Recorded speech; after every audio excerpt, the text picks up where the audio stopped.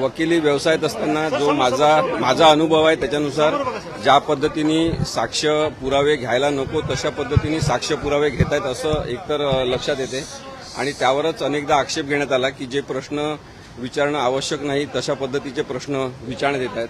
पण विलंब लावण्याचं हे टेक्निक असू शकते असे सुद्धा आक्षेप घेण्यात आले.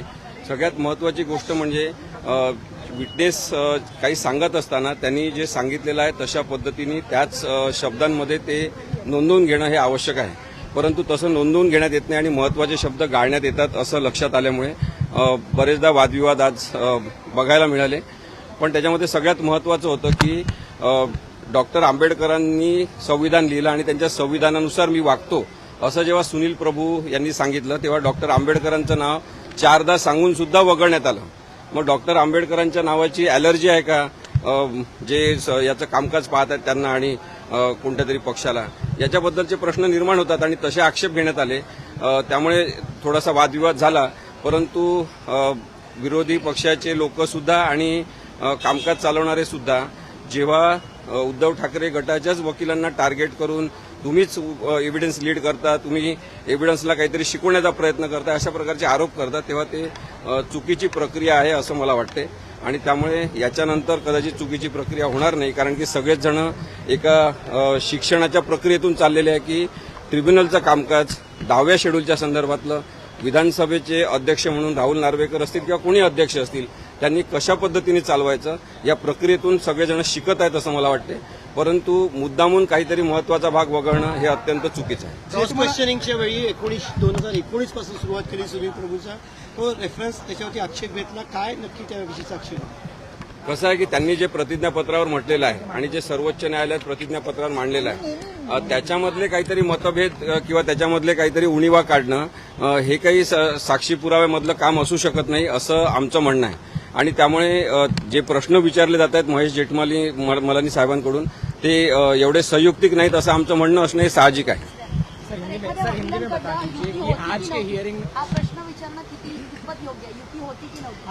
नाही कसं आहे तेव्हा 2019 मध्ये शिवसेना भाजप युती होती आणि भाजप युतीने एकत्रितपणे निवडणुका लढवल्या. त्यामुळे युती होती की नाही हा प्रश्न खूप रिलेव्हंट ठरत नाही कारण युती होती हे सगळ्या जगाला माहिती आहे. आणि युती असणं आणि युती तोडणं याच्या संदर्भात भारतामध्ये कोणताही कायदा नाही. त्यामुळे निवडणूकपूर्व युती असणं आणि नंतर ती निवडणुकीच्या नंतर तोडणं याच्यासाठी कोणताही कायदा नसल्यामुळे तसे अनेक पक्ष करतात. आणि भाजपने सगळ्यात जास्त हे प्रयोग केलेले आहे भारतामध्ये की निवडणूकपूर्व युती एकाशी आणि नंतर निवडणुकीनंतर युती दुसऱ्याशी, आघाडी दुसऱ्याशी असं केलेलं आहे. त्यामुळे कायदा असेल तर तसं काही संबंध येत नाही पण कायदा त्याचा नाही. त्यामुळे जर युती होती आणि तसं इलेक्शन लढत त्याचा प्रश्नाचा काय संदर्भ आहे? मग तरी वारंवार तेच प्रश्न इंग्रजी आणि मराठी हा जेठमलांकडून विचारण्यात आला की तुम्हाला मराठी कळतं का, इंग्रजी कळतं का, इंग्रजी अनुवाद केलेला कळतो का, हे प्रश्न कशा प्रकारचे होते? सुनील प्रभू यांनी जे प्रतिज्ञापत्र केलेलं आहे ते इंग्लिशमध्ये आहे. आता सर्वोच्च न्यायालयाचं संपूर्ण कामकाज इंग्रजीमध्ये चालते. त्यामुळे कोणीही क्लायंट जेव्हा आपल्या वकिलांना काहीतरी मराठीत सांगतो ते इंग्लिशमध्ये उतरून घेतात. त्यांना ते सांगतात की अशा अशा प्रकारे तुम्ही म्हटल्याप्रमाणे लिहिलेलं आहे आणि मग ते सही करून ॲफिडेव्हिट दाखल होते. त्याच्यामध्ये काही चुकीची प्रक्रिया नाही आहे. परंतु तुम्हाला इंग्लिश येते का, तुम्हाला सगळं माहिती आहे का, तुम्ही मग त्याच्यामध्ये एक ओळ अशी का लिहिली नाही की मला मराठी ते समजून सांगितलं. ते सुद्धा सुनील प्रभू सुद्धा सुशिक्षित आहेत. त्यांचं म्हणणं आहे की मला मराठीमध्ये जास्त चांगलं कळते आणि इंग्रजीमध्ये मला थोडा प्रयत्न करून ते समजू शकते पण मी त्याच्यात खूप कम्फर्टेबल नाही आहे. अजून कोणाकोणाच्या साक्षी यापुढे नोंदवल्या जाणार आहे सुनील प्रभूंनंतर? सुनील प्रभूंनंतर अजून कोणाला बोलवतील माहिती नाही पण जे शिवसेना पक्ष कार्यालयातून सगळ्यांना ईमेल पाठवण्यात आलेली होती तर ज्यांनी ती ईमेल पाठवली होती त्यांना साक्षीदार म्हणून बोलवण्यात येणार आहे. आणि त्यांनी ती ईमेल कोणाच्या सांगण्यावरून पाठवली, केव्हा पाठवली वगैरे प्रश्न विचारले जातील.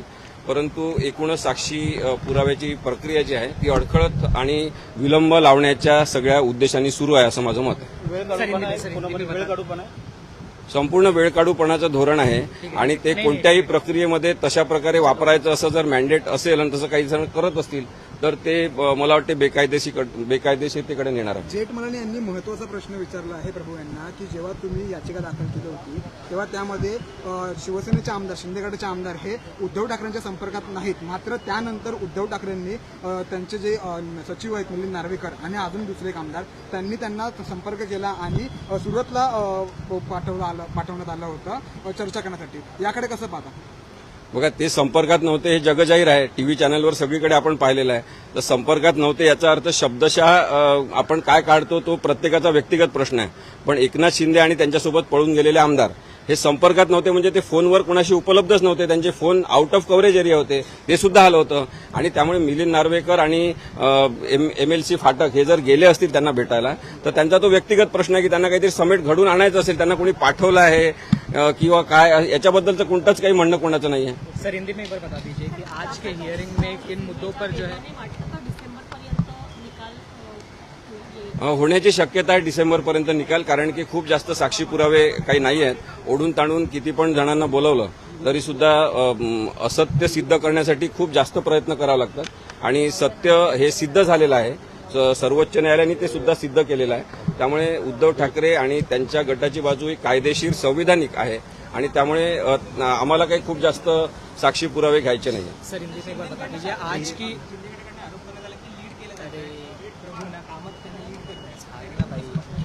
नाही, मी देवदत्त कामत यांना कधीही साक्षीदारांना लीड करताना पाहिलेलं नाही. उलट असं होत होतं की जे मराठीमध्ये उत्तर दिलं जात होतं आणि ते इंग्लिशमध्ये घेतलं जात होतं लिहून, तर ते लिहून घेत असताना महत्वाचे शब्द गाळले जात होते किंवा महत्वाचे शब्द घेतले जात नव्हते आणि त्यामुळे त्याच्यावर आक्षेप घेण्यात येत होता. पण त्यांचा गैरसमज राहुल नार्वेकरांचा झाला की लीड केल्या जात आहे, कारण की विरोधी पक्षाच्या वकिलांनी तसा आक्षेप घेतला पण कधीही लीड केलेलं नाही आहे. त्यांच्या शब्दामध्ये ते लिहिलं गेलं पाहिजे. जे शब्द महत्वाचे होते ते गाळू नये. जसं मी सांगितलं की डॉक्टर आंबेडकरांचं नाव जर त्यांनी घेतलेलं आहे सुनील प्रभूंनी की ते संविधानात जे डॉक्टर आंबेडकरांनी दिलं आहे त्याच्यानुसार मी वागतो हे जर म्हटलं आहे तर डॉक्टर आंबेडकरांचं नाव घ्यायलाच पाहिजे त्याच्यामध्ये. ते लिहिण्यामध्ये काय प्रॉब्लेम आहे? हा जर प्रश्न विचारला असेल तर त्याच्यामध्ये कोणाला वाईट वाटण्याचं कारण नाही. सर हिंदी में बता दीजिए कि सर हिंदी में एक बार बता दीजिए कि सेना और सेना हियरिंग में आज के क्या क्या मुद्दे थे और अगली तारीख कौन सी रखी है? कल ये पुनः सुनावनी शुरू होगी और आज जो हुआ है उसमें क्रॉस एग्जामिनेशन शुरू हुई है. एग्जामिनेशन चीफ हो गया है सुनील प्रभु का और क्रॉस एग्जामिनेशन शुरू हुई है. वो कल भी शुरू रहेंगी क्योंकि और कुछ सवाल महेश जेठमलानी जी को पूछने हैं. और मुझे लगता है एक वकील करके कि जिस तरह से क्रॉस एग्जामिनेशन हो रही है वो तरीका कानून में पूरी तरह से नहीं बैठता है और बहुत ही शॉर्ट में संक्षेप में सवाल पूछे जा सकते थे जो नहीं पूछे जा रहे हैं और एक दिशा भूल करने की कोशिश हो रही है जिससे इस केस को ज्यादा विलंब लगे. ये कोशिश तो नहीं हो रही है ऐसा सवाल उठता है. इसके अलावा खासकर जो आखिर में सवाल पूछा गया है कि क्या आप जानते हैं ये सूरत गए थे, इसलिए गए थे, जब खासकर सवाल पूछा गया सुनील प्रभु ने डिनाई कर दिया कि उसको पता ही नहीं कि क्यों गए थे. सुनील प्रभु जी को वो पता नहीं है कि नार्वेकर जी और फाटक जी क्यों गए थे वहां पे. वो पता नहीं तो उन्होंने कहा नहीं पता है. अगर वो अपने खुद के इंस्पिरेशन से वहां पे गए हैं कि उनको लगा कि कुछ अच्छा करते हैं, शिवसेना नहीं टूटनी चाहिए इसलिए वो खुद गए होंगे तो उसके बारे में वही बता सकते हो. सुनील प्रभु कैसे बताएंगे? संपर्क में नहीं थे यानी टेलीफोन से तो वो किसी के संपर्क में थे ही नहीं. मीडिया के लोगों ने भी उनसे एकनाथ शिंदे और उनके साथ जो भागे उनसे कांटेक्ट करने की कोशिश की, किसी का फोन लगा नहीं.